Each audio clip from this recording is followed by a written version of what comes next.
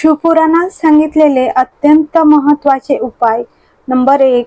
बेलपत्र दुपारनंतर तोडू नये. फुले रात्री तोडू नये. चतुर्थी, अष्टमी, द्वादशी, अमावस्या, पौर्णिमा, चतुर्दशी, संक्रांती या तिथीला बेलपत्र तोडू नयेत.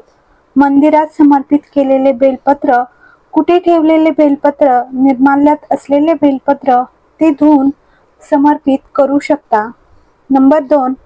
जर तुम्हाला वाटत असेल की तुमच्या घरात अजिबात शांती नाही आहेत, सारखे क्लेश चालू असतात, जराशा गोष्टीवरून आपल्या घरात सारखे वाद विवाद होत असेल, थोडीशी काळी तीळ, काळी मिरची आणि 7 लवंग ह्या वस्तू हातात घेऊन आपलं नाव आणि गोत्र बोलून आपल्या घराच्या दरवाजातून बाहेर जाऊन कोणत्याही भगवान शंकराच्या मंदिरात समर्पित करावे.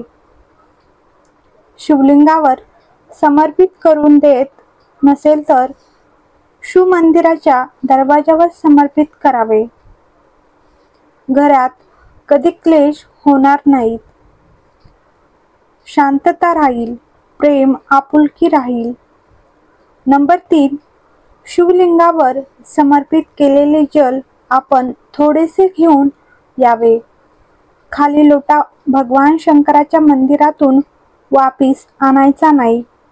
जल समर्पित केल्यानंतर थोडेसे जल हातात किंवा वाटीत किंवा कलशात घेऊन भलेही 2 थेंब का होईना पण आणावेच.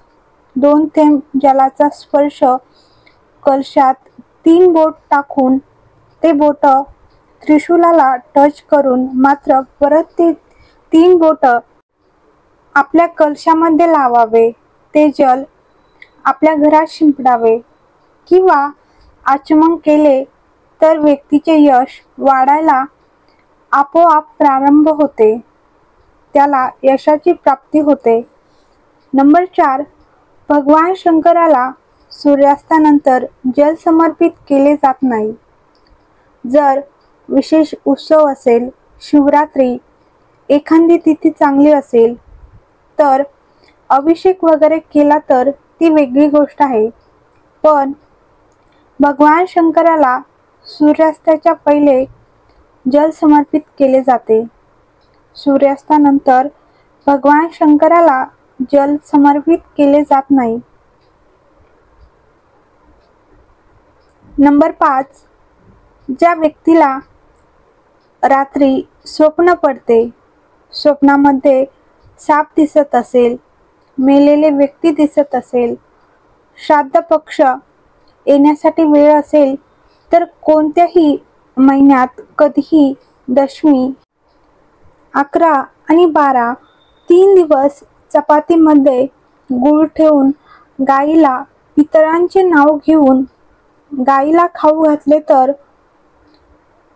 दुसऱ्या दिवसापासून स्वप्नामध्ये साप दिसणे, मेलेली व्यक्ती दिसणे बंद होते.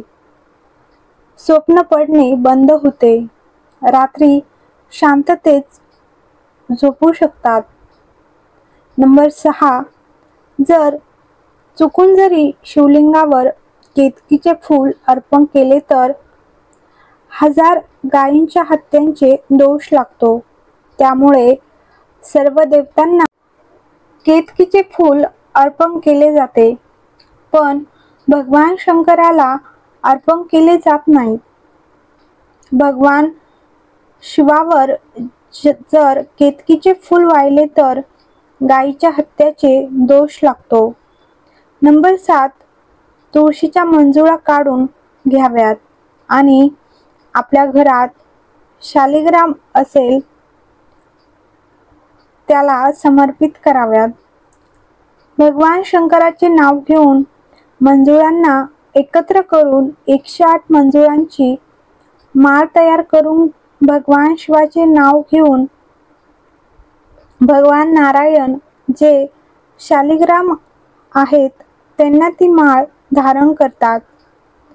त्यांची मनोकामना पूर्ण होते. नंबर 8.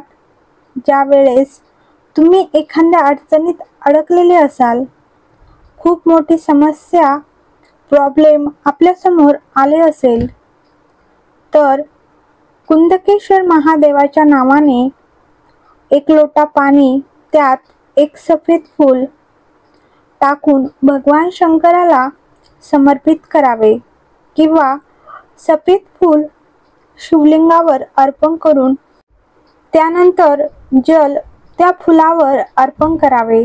त्यानंतर तुम्हाला घाबरण्याची गरज राहणार नाही. भगवान शिव तुम्हाला सांभाळून घेतील. हर हर महादेव. श्री शिवाय नमस्तुभ्यम. तर तुम्हाला व्हिडिओ आवडला असल्यास लाईक करा, कमेंट करा आणि चॅनलवर नवीन असाल तर नक्की सबस्क्राईब करा.